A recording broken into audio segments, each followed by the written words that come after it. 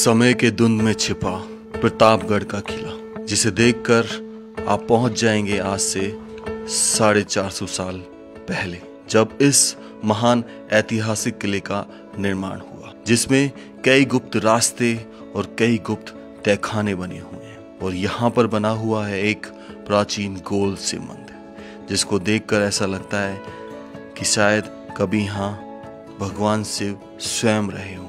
आज बड़ा दुख होता है इस किले की दुर्दशा देखकर। ये किला स्थित है अलवर जिले में और अलवर शहर से 76 किलोमीटर की दूरी पर पड़ता है और वहीं जयपुर से 64 किलोमीटर। इस किले का निर्माण अलवर रियासत की सुरक्षा के लिए किया गया था। इस कला की तर्ज पर और कोई किला बना ही नहीं, क्योंकि ये अपने आप में इकलौता है। तो चलिए जानते हैं इस किले के इतिहास को और पहुंचते हैं उन रहस्यमयी तहखानों और गुप्त रास्तों तक।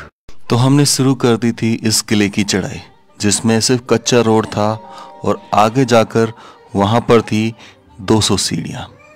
इन सब को पार करने के बाद हम पहुंचे प्रतापगढ़ के उस महान दरवाजे पर। उल्टे हाथ की तरफ और सीधे हाथ की तरफ सैनिक कक्ष दिखाई देंगे, जो कि सुरक्षा की दृष्टि से बनाए गए थे। प्रवेश करते एक दिखाई देता है ऐसा बुर्ज, जो कि अपने आप में विचित्र था। असंख्यों दरवाजे बने हुए थे और शायद वो प्रवेश द्वार पर निगरानी रखने के लिए बनाया गया था। अब वक्त आ गया था इस महल के अंदर प्रवेश करने का। प्रवेश करते ही हमें वापस से छोटे छोटे कक्ष नजर आते, जो कि शायद सैनिकों के लिए बनाए गए थे और शायद इसकी ऊंचाई जो है अब घट गई है कूड़ा जमा होने से। आगे चलते हैं इस किले में। आपको बता दूं कि ये किला जयपुर रियासत से सुरक्षा के लिए बना है, क्योंकि उनके कई बार हमले हो चुके थे। प्रताप सिंह ने उस चीज को ध्यान में रखते हुए इस महान किले का अलवर की सीमा पर निर्माण किया। जब हम आगे बढ़े उस राजा रानी के महल की तरफ, तो हमने देखा कि चट्टान अभी भी जैसे पहाड़ की बनी हुई थी वैसी थी। जब इसमें प्रवेश करते तो मिलता है खुफिया कक्ष, और ये खुफिया कक्ष किस लिए बनाए जाते थे? सुरक्षा के लिए। बीच में एक हमें पानी का टांका, जिसमें बरसात का पानी आकर इकट्ठा होता था। छोटे छोटे क्षेत्र जो कि असंख्य कमरों से जुड़े हुए थे, बोल लीजिए उनकी मोरी या नालियां हुआ करती थी। इस जगह को देखकर लगता है कि शायद कभी यहाँ बच्चों की किलकारी गूंजी होगी। समय का शासन बड़ा शांतिपूर्ण रहा होगा। इस कमरे के अंदर भी हमें एक खुफिया कमरा नजर आया। आखिर क्या था इसके पीछे राज, जिसकी छत जो है अब टूट चुकी थी, पूरी तरीके से जर्जर हो चुकी थी, और सिर्फ प्रवेश करने का एकमात्र यही रास्ता शायद अपने हीरे जवाहरात या सोना चांदी के जो भी बने होते थे उनको रखने के लिए बनाए जाते थे।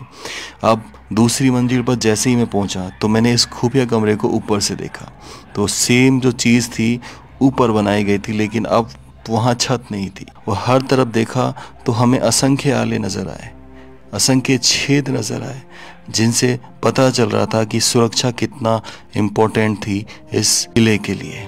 हम ऊपर चढ़े और यहाँ पर सबसे ऊपर हमने देखा एक और बुर्ज, जो इस किले के पीछे की तरफ बना होता, जिसमें नीचे शायद इसमें अस्त्र शस्त्र रखे रहते थे और ऊपर सैनिक पहरा दिया करते थे। यहाँ से दिखाई देता था ये महान किला, जो कि अपने आप में न जाने कितने रहस्यों को लेके छुपा हुआ है।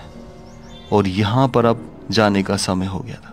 लेकिन जैसे ही हम इस किले की तरफ बढ़े तो हमें एक रास्ता और नजर आया, जो इस किले से आपको ले जाता है बाहर।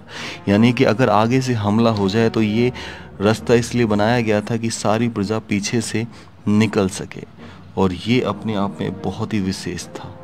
इस किले को बहुत ही अलग बनाता था जितने भी किले और दुर्ग इस राजस्थान में बने हुए।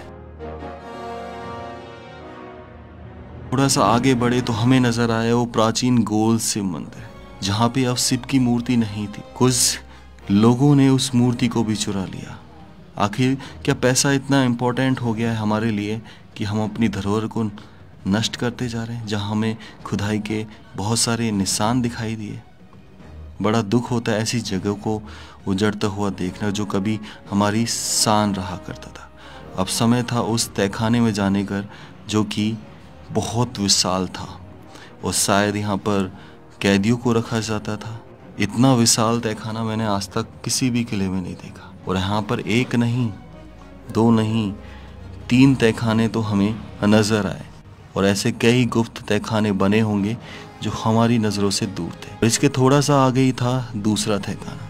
प्रवेश करते वक्त सच बताऊंगा आपको डर लग रहा था और यहाँ पर अंदर घुसते ही सिर्फ अंधेरा ही अंधेरा। और न जाने क्यों इन तहखानों को इतना ध्यानपूर्वक बनाया गया था बीचों बीच। फिर बारी आई उस तीसरे तहखाने की जो सब में छोटा था। शायद यहाँ पर कैदियों को उनके पापों के हिसाब से अलग अलग तहखानों में रखा जाता था। यहाँ पर था प्राचीन मंदिर जहाँ पर माता की पिंडियाँ विराजमान थी। भगवान हनुमान तो हर जगह रहते हैं, लेकिन आज भी इस मंदिर की पूजा अर्चना यहाँ के लोग करते हैं। जय हो माता की। ये मूर्ति जब से किला बना है तब से यहीं पर ऐसे ही विराजमान है।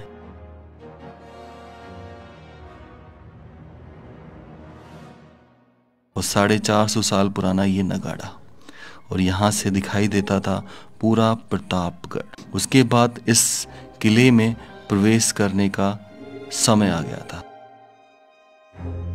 प्रवेश करते ही कमरे के अंदर कमरा, और न जाने कितने कमरे बने हुए थे। मतलब अपने आप में इतने रहस्यों को लेके डूबा हुआ है जहां पर हमें समझ नहीं आया कि आखिर किस कमरे में जाए और कहां से निकले। फिर थोड़ा सा ऊपर चले, फिर हमें कक्ष नजर आए और वही सेम पैटर्न, कमरे के अंदर कमरा और फिर कमरे के अंदर कमरा।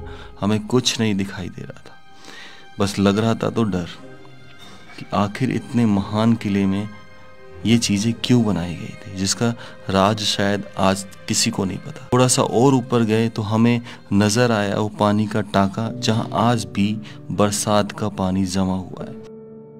इससे ऊपर जाकर हमने उन महान छतरियों के बीच, जहां पर शायद एक छतरी राजा की रही और एक छतरी रानी की और एक छतरी उनके मंत्रीगण की, और यहाँ पर होते थे वो भव्य प्रोग्राम, संगीतमय प्रोग्राम। आखिरी छतरी जो कि बस हर दिशा से ऐसे बनाई गई थी कि मानो पूरा प्रतापगढ़ इसमें समा गया हो। बहुत ही रोचक था ये किला, बहुत ही रहस्यमय था ये किला।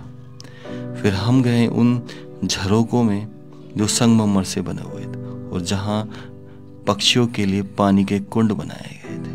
तो शायद कभी यहाँ पानी दिया करते थे राजा महाराजा, और ये वही संगमरमर है जिससे ताजमहल बना। और यहाँ पर इस छतरी, इस जगह को इतना हवादार बनाया गया था कि यहाँ हवा बहुत ठंडी थी,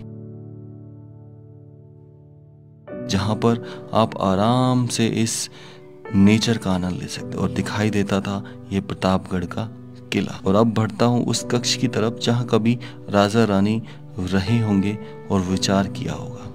ये कक्ष बिल्कुल आखिरी दीवार पर बनाया गया था और शायद यहाँ से प्रजा को देखा जाता था। लेकिन अभी भी एक चीज शेष रह गई थी 450 साल पुरानी, जो इस किले पर बस रह गई, और वो थी उनकी उस समय की आधुनिक तोप, जो कि बहुत विशाल थी। बस अपने आप में कह रही थी कि मैं गौरवशाली इतिहास। तो व्लॉग को एंड करने का समय आ गया है। कैसा लगा जरूर बताना।